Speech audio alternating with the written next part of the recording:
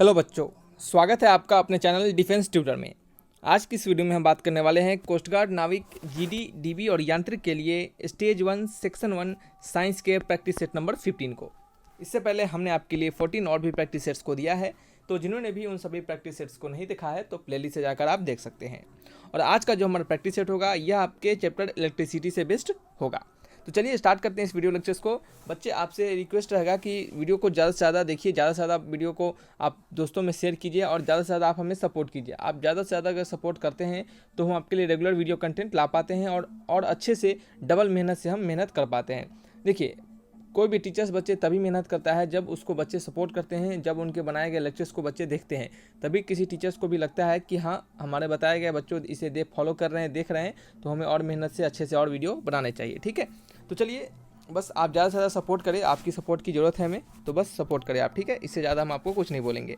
चलिए बात करते हैं अपने क्वेश्चन नंबर 1 से। यहाँ पे है पहला क्वेश्चन कि which of the given statement is not true regarding the electrical setup for verification of Ohm's law. कहा जा रहा है कि इनमें से कौन सा ऐसा आपका क्या है स्टेटमेंट जो है क्या जो कि ट्रू नहीं है, यानी सही नहीं है। ठीक है, गिवन स्टेटमेंट में से कौन सा ऐसा स्टेटमेंट है जो कि सही नहीं है regarding the electrical setup for the verification of Ohm's law के वेरिफिकेशन के लिए। यानी आपको दिए हुए ऑप्शन में से आपको रॉन्ग ऑप्शन चुनना है। कौन सा ऑप्शन चुनना है? नॉट ट्रू वाला ऑप्शन, यानी रॉन्ग ऑप्शन चुनना है। ठीक है, तो देखिए चलिए पहला क्वेश्चन है हमारा इसमें जो आपका ऑप्शन दिया गया है, पहला ऑप्शन जो है हमारा, इसमें कहा जा रहा है कि the volt meter is connected in parallel with the known resistance. Volt meter को कहाँ पे पैरेलल में कनेक्ट किया जाता है हमारे जो रेसिस्टेंस दिए गए हैं उनके। ठीक है, नेक्स्ट ऑप्शन बी में कि the meter is connected in series circuit. Next है आपका the rheostat can be only increase the resistance in the electrical circuit. Next है the signal key is use to switch on और off the circuit. ठीक है, कह रहा है कि सिंगल की का यूज करके ऑन और ऑफ करते हैं हम सर्किट को, तो ये तो हमारा सही है। आपको पता होगा कि सिंगल की से ही हम किसी भी सर्किट को ऑन और ऑफ करते हैं। याद रखिएगा कि वोल्ट मीटर जो होता है, वोल्ट मीटर को हमेशा, ठीक है, हम यहाँ पे लिख देते हैं volt meter is connected in parallel. Volt meter is connected in parallel. ठीक है, वोल्ट मीटर को हम हमेशा पैरेलल में कनेक्ट करते हैं। ठीक है, वोल्ट मीटर से हम क्या करते हैं, वोल्ट मीटर को हम हमेशा पैरेलल में कनेक्ट करते हैं। क्यों पैरेलल में कनेक्ट करते हैं? आपको पता होगा कि पैरेलल में अगर हम वोल्ट मीटर को कनेक्ट करेंगे तो हमारा जो एक्चुअल जो हमारा वोल्टेज होगा वो हमें मिल पाएगा। जैसा कि आपको पता है कि सीरीज कनेक्शन में वोल्टेज जो होता है वो हर एक रेसिस्टर्स के अलॉन्ग डिफरेंट होता है। तो अगर हम किसी एक रेसिस्टर्स के अलॉन्ग अगर हम वोल्ट मीटर को अगर सेट कर दें तो वो हमें सिर्फ उसी रेसिस्टर का वोल्टेज बताएगा, ना कि पूरे सर्किट का। इस कारण से हम उसको पैरेलल में कनेक्ट करते हैं ताकि हमें पूरे सर्किट का वो वोल्टेज अच्छे से बता सके। ठीक है, तो ये रीजन होता है आपको वोल्ट मीटर को पैरेलल में कनेक्ट करने का। ठीक है, उसी प्रकार दूसरा जो हमारा है, ammeter is connected in series. ठीक है, ammeter is connected in series, यहाँ पे लिखते हैं अमीटर। ठीक है, ammeter is connected in series. ठीक है, अमीटर को हम कहाँ कनेक्ट करते हैं? सीरीज में कनेक्ट करते हैं। अब सिंपल सी बात है कि अमीटर जो होता है उसको अगर हम पैरेलल में कनेक्ट कर दें तो पैरेलल में हमारे हर एक डिफरेंट रेसिस्टर्स के अलॉन्ग डिफरेंट करंट देखे जाते हैं। तो अगर हम उसको सीरीज के अलॉन्ग अगर उसको अगर पैरेलल के अलॉन्ग अगर अमीटर को हम कनेक्ट कर दें तो हमें क्या करेगा, वो पूरे सर्किट का हमें करंट नहीं दे पाएगा। ठीक है, इस कारण से हम क्या करते हैं, उसको सीरीज में कनेक्ट करते हैं, क्योंकि सीरीज में क्या होता है, सभी आपके रेसिस्टर्स के करंट जो होते हैं वो सेम होते हैं। ठीक है, इस कारण से हम अमीटर को सीरीज में और वोल्ट मीटर को पैरेलल में कनेक्ट करते हैं। और देखिए ऑप्शन नंबर सी क्या है हमारा, यही हमारा क्या है, रॉन्ग ऑप्शन है। क्यों रॉन्ग ऑप्शन है? क्योंकि रिहोस्टेट जो होता है, याद रखिएगा कि रिहोस्टेट जो होता है REHOSTAT। ठीक है, रिहोस्टेट जो होता है ये इसका काम होता है बोथ इंक्रीज और क्या करता है, बोथ इंक्रीज और डिक्रीज द रेसिस्टेंस। ठीक है, यानी रेसिस्टेंस का, रिहोस्टेट का काम इंक्रीजिंग करना और डिक्रीजिंग करना, इसका काम दोनों है, ना कि सिर्फ इंक्रीज करना। यहाँ पे सिर्फ लिखा गया है कि रिहोस्टेट क्या सिर्फ इंक्रीज करता है रेसिस्टेंस को, तो नहीं है, ऐसा कुछ नहीं है, गलत है ऑप्शन। रिहोस्टेट का काम होता है इंक्रीज और डिक्रीजिंग दोनों करना रेसिस्टेंस को। ठीक है, चलिए नेक्स्ट क्वेश्चन है हमारा क्वेश्चन नंबर 2। इसमें कहा जा रहा है कि the SI unit of resistance is, resistance का एसआई यूनिट क्या होता है। ठीक है, तो रेसिस्टेंस का एसआई यूनिट क्या होता है? सिंपल सी बात है, ये रेसिस्टेंस का एसआई यूनिट ओम होता है, जिससे कि हम इस प्रकार से डिनोट करते हैं। ठीक है, न्यूटन किसका यूनिट होता है? न्यूटन को हम एन से डिनोट करते हैं और ये यूनिट होता है आपका फोर्स का। ठीक है, वाट किसका यूनिट होता है? वाट आपका किसका यूनिट होता है बच्चे? आपका वाट आपका यूनिट होता है पावर का। किसका होता है? पावर का। ठीक है, जूल किसका यूनिट होता है? जूल होता है एनर्जी का, ENERGY। ठीक है, जूल किसका यूनिट होता है? Joule is the unit of energy. ठीक है, चलिए ये आपको क्या हो गया, आपके टोटल सभी यूनिट्स के आपके नाम हो गए कि किनके क्या क्या यूनिट होते हैं। आपको यहाँ पे एसआई यूनिट ऑफ रेसिस्टेंस पूछा गया था, तो SI unit of resistance ohm होता है। क्वेश्चन नंबर 3 है हमारा, the resistance of wire is 20 ohms, it is so stretch that the length became 3 times. कोई एक वायर है जिसका रेसिस्टेंस कितना दिया गया है, आर इक्वल टू 20 ओम दिया गया है, और इसको स्ट्रेच कर दिया जा रहा है, इसको लंबा दिया जा रहा है इस प्रकार से कि इनका जो लेंथ है, पहला लेंथ एल होगा और बाद का जो लेंथ हो जा है वो कितने टाइम्स हो जा रहा है, 3 टाइम्स ऑफ एल हो जा रहा है, यानी 3 गुना उसके लेंथ के हो जा रहा है। उसको इतना लंबा दिया जा रहा है उस वायर को कि वो अपने लेंथ के 3 गुना बन जा रहा है। तो कहा जा रहा है कि then the new resistance of the wire, तो नया रेसिस्टेंस होगा वायर का, वह क्या होगा। देखिए आपने एक फॉर्मूला पढ़ा होगा, R equal to rho L by A. ठीक है, बच्चे यहाँ पे क्या करते हैं कि जो न्यू रेसिस्टेंस होते हैं उसको क्या करते हैं, एल को 3 टाइम्स कर देते हैं, तो रो इंटू 3 एल अपॉन ए, यानी ये वैल्यू जो होता है 3 रो एल अपॉन ए, और पुराना वाले जो रेसिस्टेंस है उसका वैल्यू हमको 20 ओम दिया जा रहा है, तो इसको क्या करते हैं 3 इंटू 20 डाल देते हैं, तो कितना आता है 60 ओम आ जाता है। ठीक है, और ये क्या है आपका ऑप्शन बी ला के चले आते हैं, जो कि क्या है आपका, ये बिल्कुल गलत प्रोसेस है, बिल्कुल रॉन्ग प्रोसेस है। ठीक है, ये क्या है, बिल्कुल रॉन्ग प्रोसेस है। करेक्ट प्रोसेस क्या है, हमारा सही मेथड क्या है उसको हम जानेंगे, क्योंकि ये जो मेथड होता है इसमें बच्चे उनको बेसिक नॉलेज अच्छे से नहीं होने के कारण ये ऐसा करते हैं। ठीक है, चलिए यहाँ पे हम इसको करेक्ट मेथड आपको बताएंगे। करेक्ट मेथड को याद कीजिएगा, करेक्ट मेथड को ध्यानपूर्वक देखिएगा। आपको ये जो गलतियाँ होती है ये बहुत ऑब्वियस सी गलती है कि हर जगह ये देखने के लिए मिल जाता है, बच्चे हमेशा इस गलती को करते हैं। याद रखिएगा कि हमें R equal to rho L upon A तो पता है। ठीक है, अगर हम किसी वायर का रेसिस्टेंस को अगर हम किसी वायर के लेंथ को बढ़ाते हैं, अगर हम किसी वायर को लेंथ को लमार देते हैं, तो स्वाभाविक सी बात है कि इसका जो डायमीटर होगा वो भी चेंज होगा, इसका डायमीटर जो होगा और कहीं रेडियस जो होगा वो भी चेंज होगा। ठीक है, तो यहाँ पे हम लिखते हैं कि इफ़ वी इंक्रीज और decrease the length of wire, diameter और कहे तो रेडियस ऑल्सो चेंजेज। ठीक है, डायमीटर और आपका रेडियस क्या होगा वो भी चेंज होगा। तो जब डायमीटर और रेडियस चेंज होगा, तो यहाँ पे हमें डायमीटर रेडियस के बारे में अगर नहीं दिया गया है, तो अगर डायमीटर चेंज होगा तो इसका मतलब क्या होगा, एरिया भी चेंज होगा, एरिया ऑल्सो चेंजेज। ठीक है, अगर डायमीटर नहीं चेंज हो जा रहा है तो एरिया भी चेंज होगा, तो एरिया के बारे में तो हमें यहाँ पे नहीं कहा जा रहा है। ठीक है, लेकिन याद रखिएगा कि एरिया भले ही चेंज हो जाएगा, लेकिन उनका जो वॉल्यूम होगा क्या होगा, उनका जो वॉल्यूम होगा, यहाँ पे हम लिखते हैं, आपको एक सेकेंड रुक जाइएगा, यहाँ पे लिखेंगे कि बट वॉल्यूम रिमेन्स कांस्टेंट, लेकिन उनका वॉल्यूम जो होगा वो हमेशा कांस्टेंट रहेगा। ठीक है, तो नया जो रेसिस्टेंस होगा हम क्या करते हैं, इस पुराने वाले आर को हम क्या करते हैं, वॉल्यूम के टर्म में चेंज करते हैं।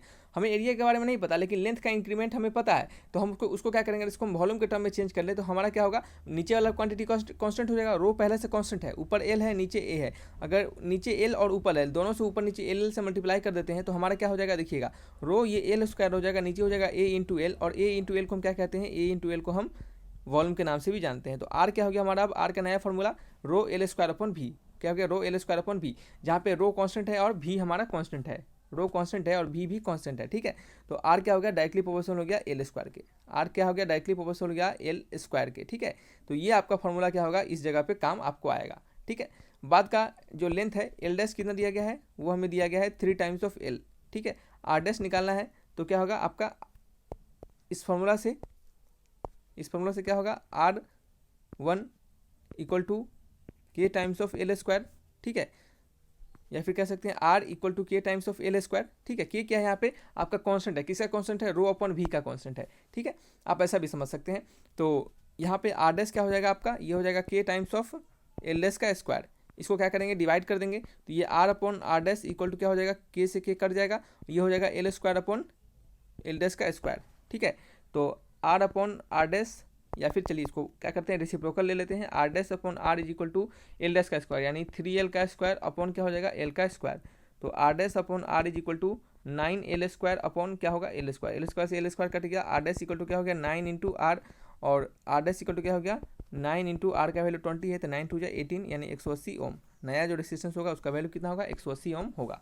ऑप्शन मैच करेंगे, कौन सा ऑप्शन होगा, option number D is the right answer. तो ये आपका मेथड होता है, एकदम प्रॉपर करेक्ट मेथड होता है, प्रॉपर करेक्ट तरीका होता है आपके इस क्वेश्चन को बनाने का। ठीक है, इसके हमने बेसिक से आपको हमने बताया है, ताकि अब आने वाले समय में जब भी इस टाइप का क्वेश्चन आए तो आपको प्रॉब्लम नहीं होगा। ठीक है, क्वेश्चन नंबर 4 है, इसमें कहा जा रहा है कि an electric bulb rated 220 volt and 100 वाट, एक इलेक्ट्रिक बल्ब है जिसका रेटिंग हमें 220 वोल्ट और 100 वाट दिया गया है। When it is operated on 110 volt, जब इसको हम 110 वोल्ट पे ऑपरेट करते हैं तो पावर आपसे पूछा जा रहा है। ठीक है, तो पावर का फॉर्मूला क्या होता है, पावर इक्वल टू होता है V square upon R, power equal to होता है वी स्क्वायर अपॉन आर। अगर हमें वी तो पता है, हमें कहा जा रहा है कि व्हेन इट इज ऑपरेटेड, जब 110 वोल्ट पे ऑपरेट किया जा रहा है तो हमें पावर कंज्यूम बताना है। तो जब 110 वोल्ट पे ऑपरेट किया जाएगा तो वी का वैल्यू 110 हो जाएगा, और हमें अगर आर का वैल्यू अगर पता चल जाए, आर का वैल्यू हमें पता चल जाएगा तो हम पावर का वैल्यू निकाल पाएंगे, पावर का वैल्यू फाइंड कर पाएंगे। तो चलिए आर का वैल्यू हमें कहाँ से पता चलेगा, तो आर का वैल्यू इस रेटिंग से पता चलेगा। क्यों, क्योंकि जो रेसिस्टेंस होगा वो तो हमारा वोल्टेज भले ही चेंज कर दे, वो तो हमेशा कांस्टेंट ही रहेगा, रेसिस्टेंस तो वेरिएबल हो नहीं रहा है। ठीक है, तो देखिए वी इक्वल टू हमें दिया गया है 220 वोल्ट रेटिंग में, और पावर दिया गया है 100 वाट। ठीक है, जैसा कि आपको पता है कि पावर इक्वल टू होता है वी स्क्वायर अपॉन आर, तो यहाँ से वी का वैल्यू 220 इंटू 220 अपॉन आर का वैल्यू कितना है हमें निकालना है। ठीक है, तो इसको हम लिखेंगे R equal to V square upon P. ठीक है, तो पी का वैल्यू क्या हो जाएगा, देखिए समझाते हैं अच्छे से आपको। आर का वैल्यू क्या निकल जाएगा, वी स्क्वायर अपॉन पी हो जाएगा। ठीक है, आर का वैल्यू क्या निकल जाएगा, वी स्क्वायर अपॉन पी निकल जाएगा। ठीक है, अब देखिए यहाँ से आर का वैल्यू क्या निकलेगा, वी का वैल्यू दिया गया है हमें 220, पी का वैल्यू क्या दिया गया है, पी का वैल्यू दिया गया है 100, 20 से ये 20 कट गया, आर का वैल्यू में क्या मिल गया 22 गुने 22। ठीक है, क्या मिल गया 22 गुने 22, यहाँ पे आर का वैल्यू में मिल गया 22 इंटू 22, ये आपका ओम में ही रहेगा। ठीक है, ये हमें आर का वैल्यू मिल गया। अब हमें पावर का वैल्यू मिल जाएगा, पावर का वैल्यू क्या होता है वी स्क्वायर अपॉन आर, तो यानी वी का वैल्यू हमें पता है 110 गुने 110 अपॉन आर का वैल्यू क्या है 22 गुने 22। ठीक है, ये आपका कितना टाइम्स कर जाएगा, ये आपका 2 टाइम्स, ये 10 हो जाएगा, ये 2 टाइम्स, ये कितना हो जाएगा आपका 10 हो जाएगा, 2 5 जा 10, 2 5 जा 10, तो पी का वैल्यू क्या हो गया 5 5 जा 25, और पावर का क्या होता है आपका यूनिट वाट होता है, तो क्या हो गया 25 वाट, क्या हो गया 25 वाट, ये आपका आंसर होगा 25 वाट। ऑप्शन मैच करेंगे, option number D is the right answer. ठीक है, तो ये क्या होता है आपका तरीका होगा इसको बनाने का, पावर रेटिंग जब भी दिया जाए, और इस प्रकार के क्वेश्चन हमेशा पूछे जाते हैं, तो ध्यान रखिएगा, सीख लीजिए अच्छे से कैसे बनाना है। पावर रेटिंग से आपको रेसिस्टेंस निकालना है, और उस रेसिस्टेंस का बाद में आपको यूज करना है। नेक्स्ट है when electric current is passed electron moves some, कहा जा रहा है कि जब इलेक्ट्रिक करंट पास होगा तो इलेक्ट्रॉन कहाँ से मूव्स करेगा, तो याद रखिएगा जब भी इलेक्ट्रिक करंट पास होता है, जब भी इलेक्ट्रिक करंट पास होगा तो जो आपका इलेक्ट्रॉन होता है क्या होता है, जो आपका इलेक्ट्रॉन जो होता है वो हमेशा लो पोटेंशियल से हाई पोटेंशियल की ओर मूव करता है। नेक्स्ट क्वेश्चन है question number 6, due to flow of positive और नेगेटिव चार्जेस और both charges at a same time. ठीक है, due to flow of positive और नेगेटिव चार्ज, यानी नेगेटिव चार्ज और पॉजिटिव चार्ज दोनों के फ्लो होने के कारण, या फिर आपके बोथ एक साथ दोनों फ्लो होने के कारण सेम समय पे हमें क्या प्रोड्यूस करेगा, तो वो हमें क्या प्रोड्यूस करता है, वो हमें इलेक्ट्रिक करंट प्रोड्यूस करके देता है। ठीक है, चलिए नेक्स्ट है क्वेश्चन नंबर 7 में, a piece of wire of resistance R is cut into 5 equal parts, एक पीस ऑफ वायर जिसका रेसिस्टेंस आर है जिसे कि 5 इक्वल पार्ट में कट कर दिया जा रहा है, देन वो पार्ट्स को क्या कर दिया जा रहा है, कनेक्ट कर दिया जा रहा है पैरेलल में। तो जैसे मान लेते हैं एक रेसिस्टेंस आर होगा, इसका आर ओम का होगा। ठीक है, इसको 5 पार्ट में 1 2 3 4 5, तो जब 5 पार्ट में कनेक्ट करेंगे तो हर एक पार्ट का, जब 5 पार्ट में उसको कट करेंगे तो हर एक पार्ट का जो रेसिस्टेंस होगा वो क्या होगा R/5 हो जाएगा। ठीक है, और अब इसको क्या करेंगे, पांचों पार्ट को हम पैरेलल में कनेक्ट कर देंगे। ठीक है, ठीक है, क्या हो गया 3 2 5। ठीक है, 5 पार्ट में 5 इसके हमने कनेक्ट कर दिया पैरेलल में। ठीक है, पांचों को, तो कहा जा रहा है कि if the equivalent resistance of the combination is R dash then the ratio of R upon R dash, तो R अपॉन R डैश का रेशियो बताना है। कहा जा रहा है कि इसके जो इक्विवेलेंट रेजिस्टेंस मिल रहा है हमें, अब हमें जो इसका इक्विवेलेंट निकलेगा R इक्वल टू हमें क्या मिल रहा है R डैश के बराबर मिल रहा है। ठीक है, तो इसको हम 1 मान लेते हैं, और आप खुद से इसका R इक्विवेलेंट निकालिए, तो क्या होगा R इक्विवेलेंट जब इसका निकालिएगा R इक्विवेलेंट, तो क्या निकलेगा, ये आपका कितना रेसिस्टर है, आपका 5 रेसिस्टर है, हर एक का है R/5 R/5 R/5 R/5 और R/5। ठीक है, हर एक का R/5 R/5 है। ठीक है, तो इक्विवेलेंट रेसिस्टेंस क्या होगा R/5 अपॉन 5, यही होता था R/25। पैरेलल में हम यही करते थे, दो अगर हमारा सेम रेसिस्टेंस अगर पैरेलल में कनेक्टेड R और R का, तो इसका इक्विवेलेंट क्या हो जाएगा R/2 हो जाता था। ठीक है, चलिए, तो ये R/5 कितना हो गया R/25 हो गया R इक्विवेलेंट, इसको हम 2 मान लेते हैं, इसको इक्वेशन क्या मान लेते हैं 2 मान लेते हैं। ठीक है, तो हम देख सकते हैं कि फ्रॉम फर्स्ट एंड सेकेंड पहला और सेकेंड इक्वेशन से ये क्या है, दोनों हमारे आपस में बराबर है, तो R dash is equal to क्या हो गया आपका आर अपॉन 25 हो गया। ठीक है, तो ये आपका R upon R dash is equal to क्या हो गया 25 के बराबर हो जाएगा। R upon R dash is equal to 25 यानी option number D is the right answer. ठीक है, सिंपल क्वेश्चन था, बस आपको यहाँ पर एक प्रॉपर लॉजिक देना था। बेसिक आपका अगर अच्छा रहेगा तो आप इस प्रकार के क्वेश्चंस को देखकर हराइएगा नहीं और आसानी से बना पाइएगा। ठीक है, इसका आंसर आपको न्यूमेरिकल जो हम आपको सिखा रहे हैं उसको सीखते चलिए। ऐसे न्यूमेरिकल्स आपके पूछे जाते हैं और डेफिनेटली पूछे ही जाएंगे इस बार भी। ठीक है, क्वेश्चन नंबर 8 है, a fuse wire repeatedly gets burn when used with a good heater. देखिए, फ्यूज वायर को जब आप गुड हीटर के साथ, देखिए एक अच्छे हीटर के साथ आप उसको जब यूज कीजिएगा, फ्यूज वायर को जब आप अच्छे हीटर के साथ यूज कीजिएगा तो वो क्या होगा, हमेशा बर्न हो जाएगा, क्या हो जाएगा, हमेशा जल जाएगा। ठीक है, तो इस कारण से हम उस समय हम क्या यूज करते हैं, इस समय तो हम जब हीटर के साथ फ्यूज वायर को यूज करेंगे तो हम क्या किस चीज़ का ध्यान रखेंगे कि हमारा फ्यूज वायर कैसा रहेगा, फ्यूज वायर का लेंथ ज़्यादा रहेगा, रेडियस ज़्यादा रहेगा, लेंथ कम रहेगा, रेडियस ज़्यादा रहेगा। ठीक है, आपको यह बताना है। ठीक है, तो याद रखिए जब हम फ्यूज वायर को गुड हीटर के साथ यूज करते हैं तो उस दौरान हमारा फ्यूज वायर का जो रेडियस होता है उसको क्या करते हैं, हम थोड़ा मोटा लेते हैं ताकि क्या हो, हमारा जल्दी से क्या करे, वो बर्न ना हो। ठीक है, चलिए नेक्स्ट है क्वेश्चन नंबर 9 में, on which of the following resistance does not depend. किस में हमारा, किस पे रेसिस्टेंस डिपेंड नहीं करता है। तो आपको बता दें कि लेंथ ऑफ कंडक्टर पे रेसिस्टेंस डिपेंड करता है। क्यों? क्योंकि आप खुद ही देखिए अभी तुरंत थोड़ा देर पहले कि एक रेसिस्टेंस जिसका आर था, इसको अगर 5 भाग में काट देते हैं तो सभी का R/5 हो जा रहा था। ठीक है, तो हम कह सकते हैं कि यहाँ पे हमारा क्या हो रहा है, रेसिस्टेंस डिपेंड करता है लेंथ पे। उसी प्रकार रेसिस्टेंस हमारा क्या होता है, एरिया ऑफ क्रॉस सेक्शन पे भी डिपेंड करता है, टेम्परेचर पे भी डिपेंड करता है। आपने पढ़ा होगा कि टेम्परेचर इंक्रीज करते हैं तो रेसिस्टेंस हमारा क्या होता है, बढ़ जाता है। ठीक है, ऐसा कंडक्टर के केस में होता है। और सेमी कंडक्टर के केस में क्या होता है, रेसिस्टेंस बढ़ जाता है जब हमारा टेम्परेचर घट जाता है, यानी टेम्परेचर घटाएंगे तो रेसिस्टेंस बढ़ेगा, जस्ट उल्टा हो जाता है। ठीक है, तो इसका आंसर क्या होगा, जिस पर डिपेंड नहीं करता होगा तो ये डिपेंड सिर्फ डेंसिटी पे नहीं करता है, तो ये सभी क्या होगा, हमारा ऑप्शन हट जाएंगे। इसका राइट आंसर क्या होगा, डेंसिटी, यानी आपका रेसिस्टेंस जो है वो डेंसिटी पे डिपेंड नहीं करता है। नेक्स्ट है क्वेश्चन नंबर 10, इसमें कहा जा रहा है कि 2 resistance R1 and R2 are connected with a cell in parallel. 2 resistance है जिसका वैल्यू R1 और R2 दिया गया है, जिसको कि हम क्या कर रहे हैं, पैरेलल में कनेक्ट कर रहे हैं। तो देखिए R1 हो गया, ये R2 हो गया, R1 हो गया, ये R2 हो गया, इसको हम क्या कर रहे हैं, एक सेल के साथ पैरेलल में कनेक्ट कर दिए। Find the ratio of current flowing through R1 to the current flowing through R2, यानी आपको जो R1 है और ये जो R2 है, इनके दोनों का जो करंट फ्लो हो रहा है उसका रेशियो आपको निकालना है। यानी find the ratio of current flowing through R1, इसमें अगर I1 करंट फ्लो हो रहा होगा और इसमें I2 करंट फ्लो हो रहा होगा तो आपको I1 अपॉन I2 का वैल्यू फाइंड करना है। ठीक है, तो सबसे पहले हम I1 और I2 का वैल्यू फाइंड करेंगे। मान लेते हैं कि इसके जो हम सेल में जो कनेक्ट कर रहे हैं, इस सेल में जो कनेक्ट कर रहे हैं उस सेल का पोटेंशियल भी होगा। ठीक है, तो जैसा कि आपको पता है कि सीरीज कनेक्शन में क्या होता है, हमारा करंट क्या होता है आपका सेम होता है, लेकिन पैरेलल कनेक्शन में हमारा करंट क्या होता है, डिफरेंट होता है। तो I1 और I2 डिफरेंट होगा, तो I1 कैसे निकालेंगे, I1 का वैल्यू क्या आ जाएगा, V इक्वल टू होता है I into R, V equal to होता है I इंटू आर, तो I इक्वल टू क्या हो गया, V अपॉन आर हो गया, I इक्वल टू क्या हो गया, V अपॉन आर हो गया। तो V का वैल्यू हम V ही मानते हैं और R का वैल्यू इसमें R1 दिया गया है। उसी प्रकार से I2 का वैल्यू क्या हो जाएगा, I2 का वैल्यू हो जाएगा, ठीक है, चलिए यहाँ पे लिख लेते हैं, I2 का वैल्यू क्या हो जाएगा, I2 का वैल्यू हो जाएगा V अपॉन R2। आपको क्या निकालना है, आपको निकालना है I1 upon I2, I1 upon I2। I1 का वैल्यू क्या है, V अपॉन R1 और ये क्या है V अपॉन R2।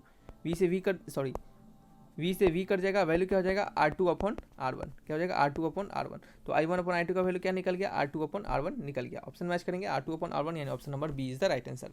तो ये भी देख रहे हैं एकदम सिंपल क्वेश्चन है, बेसिक क्वेश्चन है, बस इसको तरीका थोड़ा सा अलग करके यह पूछा गया है। तो इसी प्रकार से आपको सिर्फ उलझाया जाएगा, ज़्यादा कुछ नहीं, ज़्यादा टफ क्वेश्चन आपको नहीं आएंगे। अगर आपका कंसेप्ट अच्छे से क्लियर होगा, हम जैसे से सिखा रहे हैं उस प्रकार से आप अच्छे से सीखते चल रहे होंगे, तो डेफिनेटली आपके एग्जामिनेशन में ये आपको हेल्प करेगा। ठीक है, तो चलिए बच्चे वीडियो को रखते हैं यहीं पे। वीडियो अच्छा लगा तो लाइक एंड सब्सक्राइब जरूर कीजिए, दोस्तों में शेयर कीजिए। आपकी सपोर्ट की जरूरत है तो आप ज़्यादा से ज़्यादा हमें सपोर्ट करें। ठीक है, thanks for watching my video, तब तक के लिए बाय बाय।